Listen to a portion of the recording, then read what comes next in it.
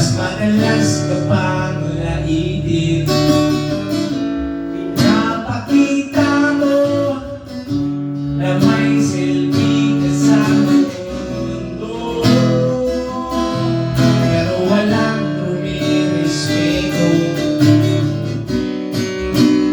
Lagi na lang isipin silang lamang unawain.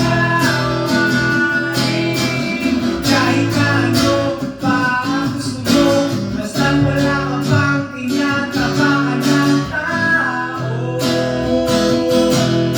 Ituloy ko lang ito.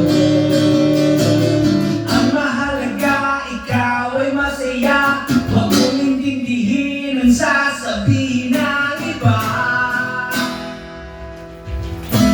Sila ang may problema, silang nalalait, silang mahilig manakit,